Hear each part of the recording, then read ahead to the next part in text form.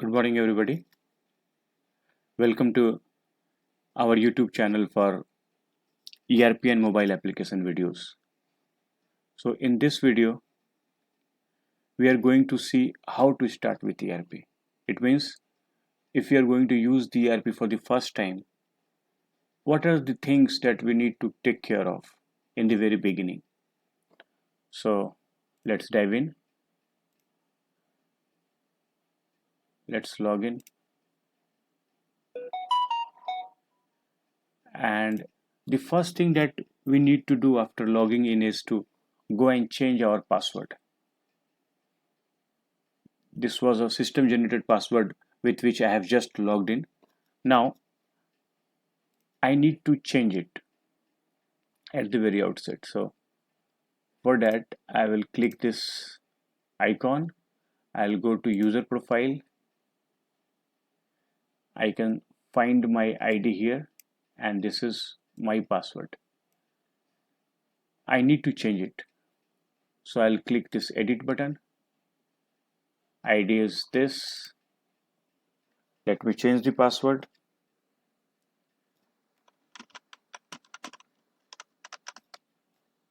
Retype my new password.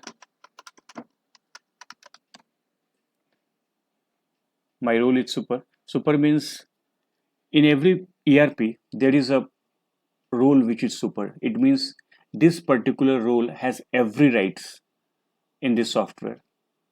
He is entitled to do everything.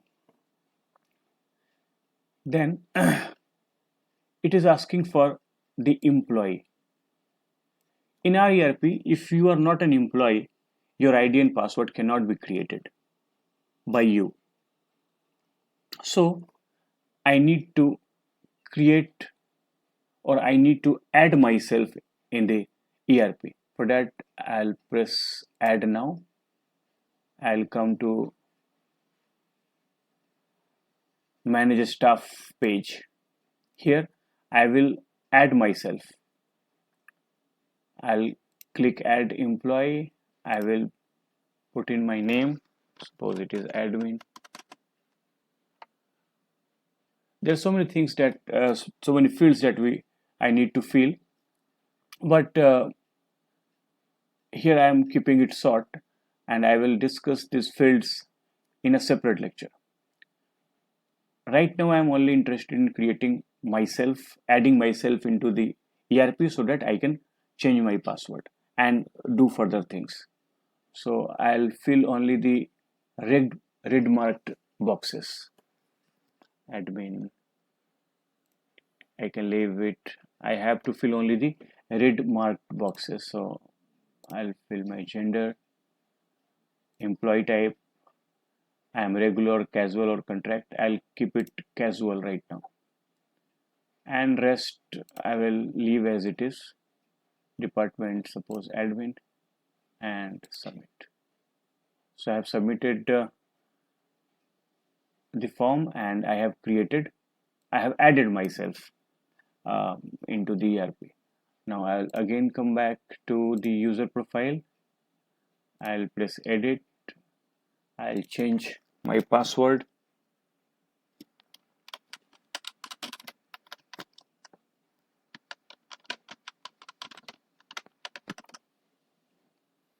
And I will choose myself and I'll leave everything else for now.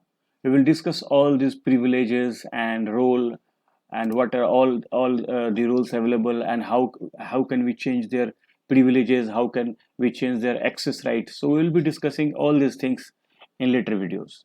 So currently I am interested in only creating my ID and password and changing my password so that I can use this software. So I'll press submit. So now I have changed my password.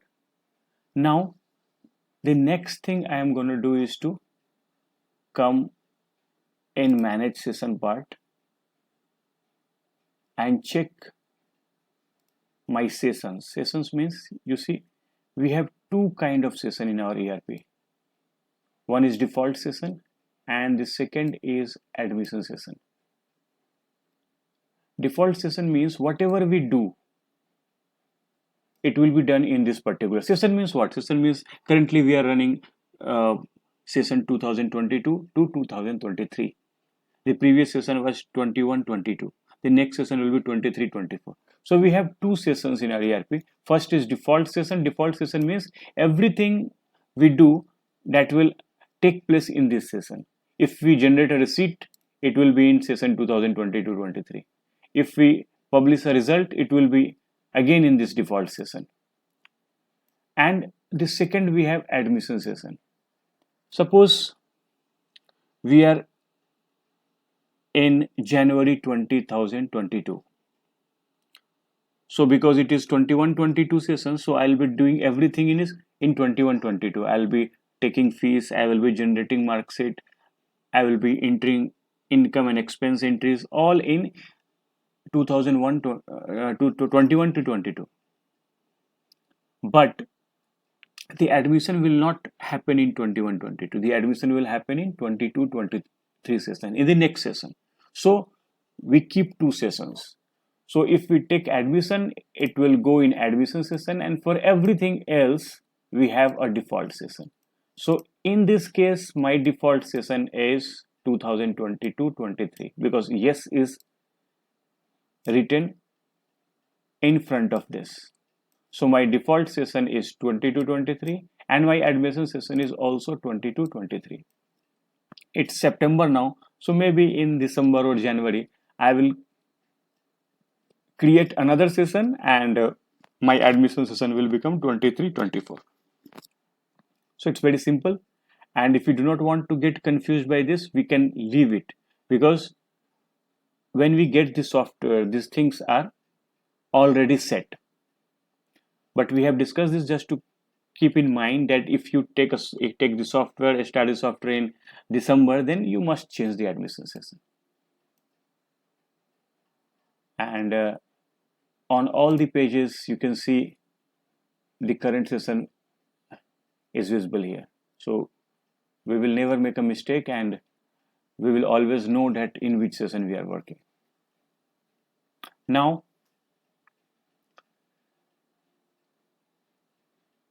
the first thing in our ERP we do is to take inquiries or take admission. What are inquiries? Inquiries means a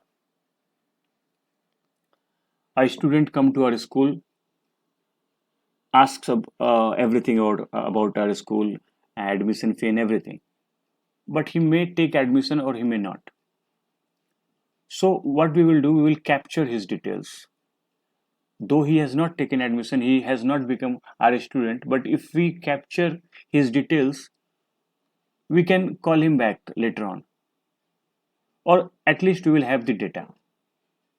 So we will create inquiry if we wish. This is one way of taking admission. We can straight away go to register and do the admission, but this I'm discussing, this is one of the processes.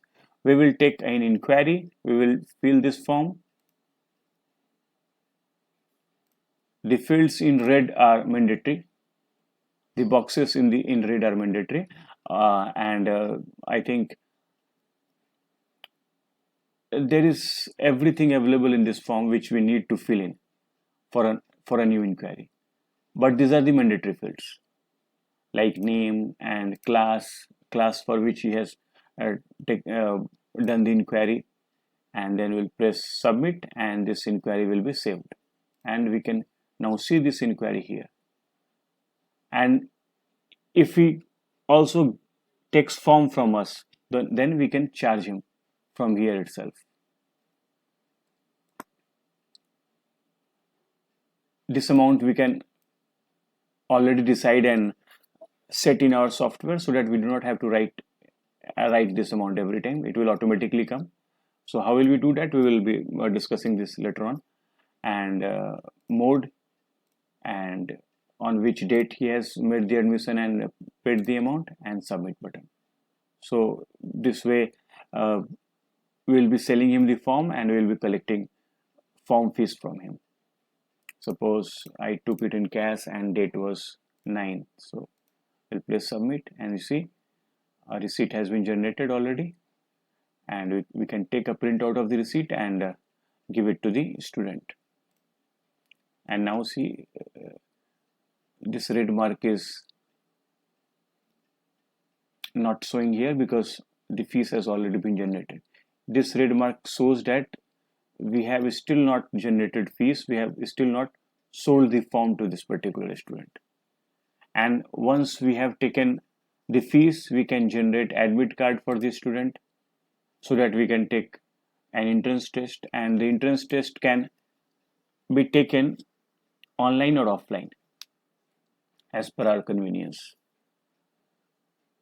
So now again, when he takes the test and he succeeds, like in this case, suppose we generate admit card for this student and we say the exam time will be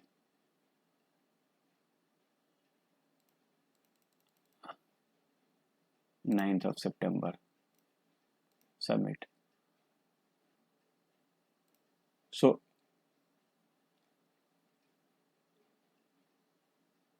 now what will the student do?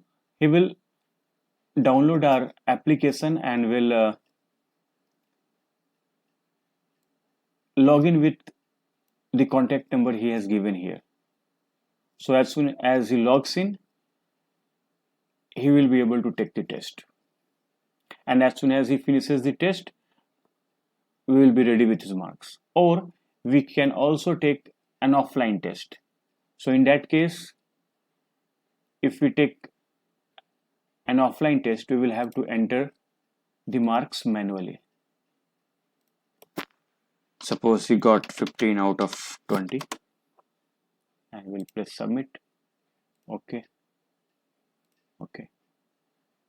We'll again come to inquiries. So this is the marks that we have entered just now. Now we have an option of approving the admission or rejecting it. We can decide, seeing these marks, if he has performed well in the test, then we will approve his admission, and if he has not done well in the examination, then we may ask him to reappear or we may reject his admission. And this approve and reject button is not visible to everybody. We can decide who are the people in school who can approve or reject.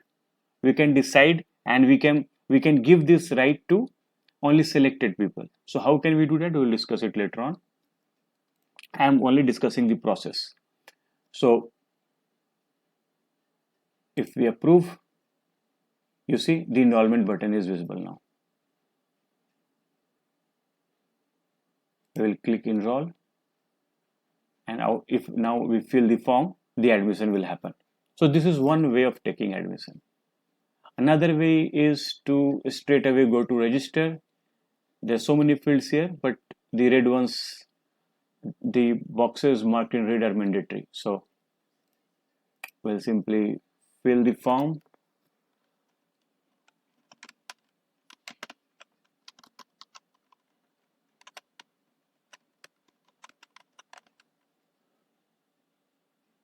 We'll press this register button. It will ask for class and section, so we'll choose the classes. You see, it automatically becomes C because the first two admissions were taken in A and B. So now the admission will take place in C, then D, then E, then F. So if we have 2 or 3 sections, we can let's open another page. Settings. This is a demo ERP, so many sections are showing. We can remove all the unnecessary sections from here. Suppose we have only A and B sections, so we can remove C and D, and then only A and B will show here, and automatically one admission will go in A, then in B, then in A, then in like this. So, or we can manually change. If he is coming from bus, if he has taken transport service from us, we will choose the transport service or the point from where he will catch the bus, and we will enroll him. See, here is one checkbox, go for admission. if it is unticked, the admission will happen and the form will refresh so that we can take another admission. But if it is ticked, it will take us to the fee receipt page after admission. So if we click enroll, this student will be enrolled, and we will now come to the fee receipt page where we can generate receipt for this student. Here the fee has started from April because that is what naturally happens. But if the student has taken admission, say suppose in the month of August, and we want to start fees from August, that is also possible. We'll go to student details, we'll choose August in transport and August in fees. So the fee will start from August and transport will also start from August. And now if we update the record and come back and refresh the page, fees will start from August, and all the annual fees still we can see here: registration fees, admission, though these fees were available in month of April, but because now this is the beginning month, starting month, so all those fees will now appear in the month of August so that we can charge them. Now if he wishes to pay only for the month of August, we will choose August here, or if he wishes to pay for the entire year, we will choose the month accordingly. And suppose he pays till August, so we'll press August. If he has not brought all this money, he has only 10,000 with him right now, so we'll type 10,000, we'll press enter, and it will automatically adjust. If we add all this amount, it will be 10,000 here. So now we will press submit.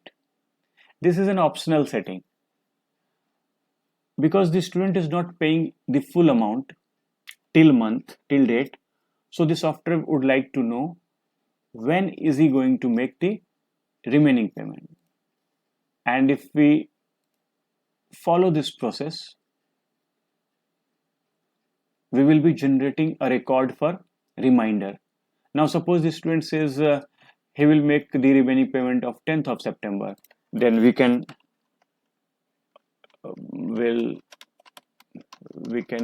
write a remarks about him. We'll make the full payment. And now if we pay the fees on 10th of September, the student will receive a reminder on his mobile phone that he has to make this much of payment today. And at the same time, the school will also receive a notification that the school has to collect this much fee from this student today. This is an optional setting, we can remove it if we wish. We'll pay the fees and the receipt will be generated. We can come to DCR and this was the student for which the fee was generated just now. So if we want to see the receipt again, we will click on the receipt number and the receipt will open.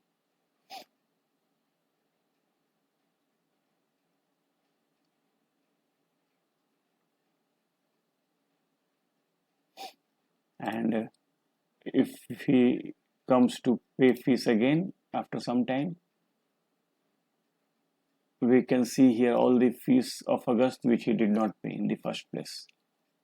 So if he wants to pay again for August month only, the remaining fee, we can generate a fee for that. There are so many other things like giving discounts and starting late fine. So we'll be discussing these things in later videos. This is just a video about how to start, how to do things which are necessary to be done in the beginning itself. So I think yeah, there is one more thing.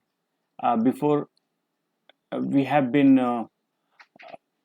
started taking generating receipts, and it is showing the tuition fee is 1200 and check post is the name of the bus point where he's coming from. So where are these coming from? Why is it showing tuition fee 1200? Because we have already set them here in manage fee head part. So we recommend in the first year of ERP, the schools should send us the fee structure because it's a bit complicated. So we will get the fee structure from school and we will do all the entries on their behalf so that it runs smoothly, and next year onwards they will be themselves be able to do all these things. They'll learn in this 1 year time. So but yes, if school wants to check what are the the fee structure, what is the fee structure that has been entered, so they can come on this page. They can come here, class wise fees, so class wise list, class wise fee list.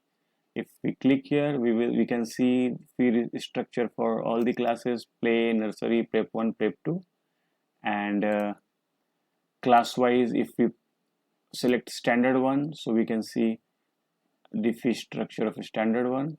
And if we wish, we can delete from here, or suppose we think the tuition fee in October should not be 1500, it should be 1200 only, so we can also change it from here. So it has been changed.